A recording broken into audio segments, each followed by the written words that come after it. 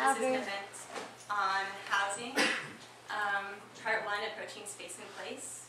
The reason why it's called Space and Place is because Roselle, the co-curator, and I decided that we wanted it to be not just about houses, but also about housing ideas and concepts and community. An inspiration for this particular event for me was seeing Max Romo speak with Take Back the Land. I don't know if anyone here got a chance to see him speak, but it was really, really wonderful. And something that I took away from that experience was to just be more radical and to do more things. And so thankfully for me, I had a chance to take what I was inspired by learning about housing and actually do something about it by putting together this workshop, because I feel that the first step to changing something about the system, if something in the system is wrong, is by learning more about it. These banks are getting paid twice. They're getting paid once by the taxpayers who bailed them out, and then the second time when they resell the house later on down the road. So anyone who has any grievance about, capitalist person who has any grievance about them not making their money out of this, they're making their money one way. Sisters have a multifaceted approach to systemic change. That's what we call it, systemic change, because we realize that the system is what needs to change, not it's not an individual thing. It's not someone who decided one day they wanted to be homeless. It's a system that forces people into homelessness. A lot of people on the street will come into Sisters and say, well, I'm not homeless. I might not have a physical home, like a house with 4 walls, but I have a home here in Portland, and I have a family that I live with on the street. And so there's also, an understanding that, as this is a conversation about place and space. I think it's an interesting nexus to talk about public versus private when you're talking about people who utilize public spaces to live, and like streets, like parks, like other places. It's an interesting notion that we as a society would have public spaces for all to be, but that somehow only if you can spend money can you be in this space. I'm seeing that more and more in all the conversations I'm having. I'm having people come up and say, 5 years ago I thought homeless people were drug addicts and they were on the street by choice. And I'm more and more realizing that my family is 1 paycheck away from being homeless. And more I'm realizing that, all the ways that the system is linked to keep people, like healthcare reasons, housing cost reasons, all these reasons that end up putting people to have to use public resources. They took $87 billion of affordable housing dollars and reduced it to the amount of money it costs to build one of their fancy jets to go bomb another country.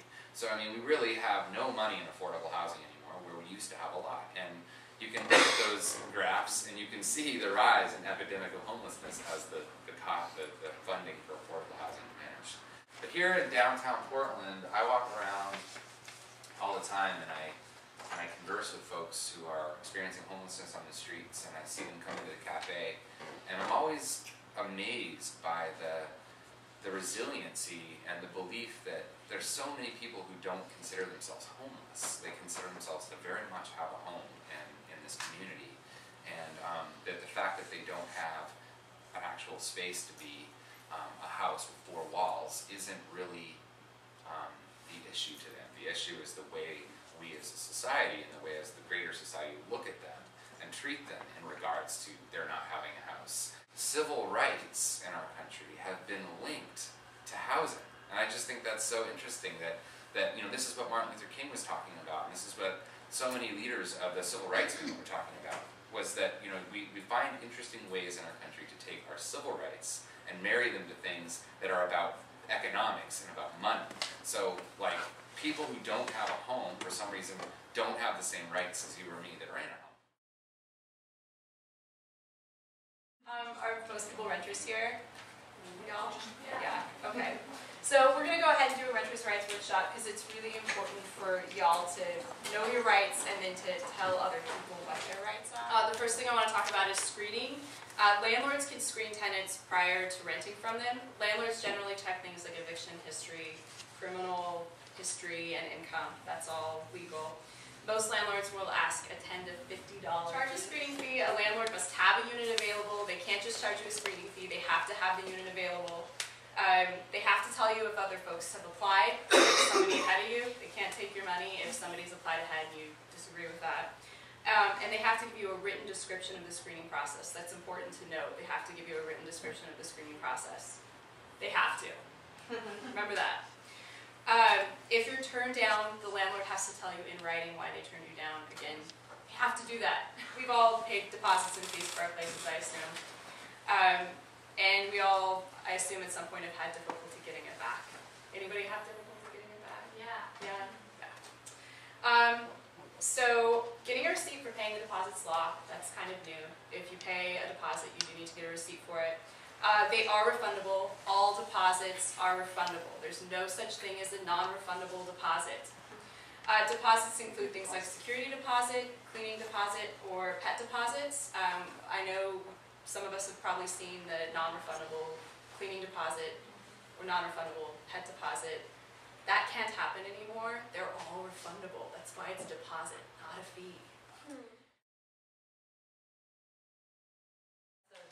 People are sort of struggling right now with what to do if their properties aren't leasing as well, or maybe traditional lease arrangements aren't as attractive as they maybe once were. So it's just a way of making an opportunity out of a kind of difficult time.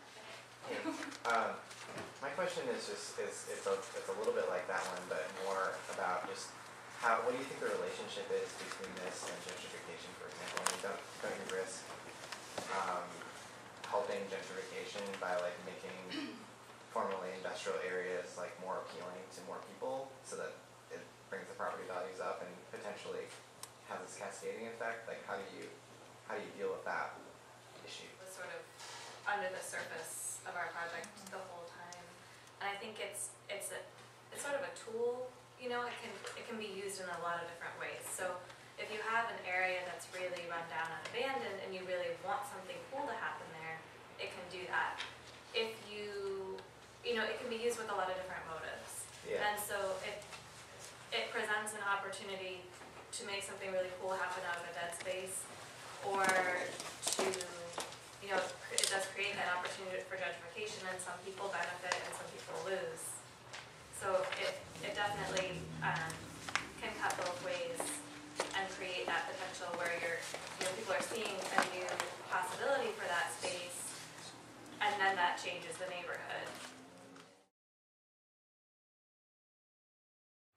Like I was wondering to myself 15 years ago, like, if I just really infuse everything I'm doing with as much passion, creativity, and love, make it as attractive and beautiful as possible, but have it engage serious issues of our time, probably what I imagine will happen as I'm contributing, undoubtedly other people will contribute.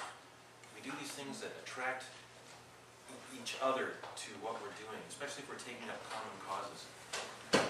We're going to excite more people. Watch us go from being a fairly typical culture with a dying inner city and epidemic sprawl, not that those things are still not dangers, but I've watched us going from being so typical and so like other cities with these same challenges to becoming a culture that is,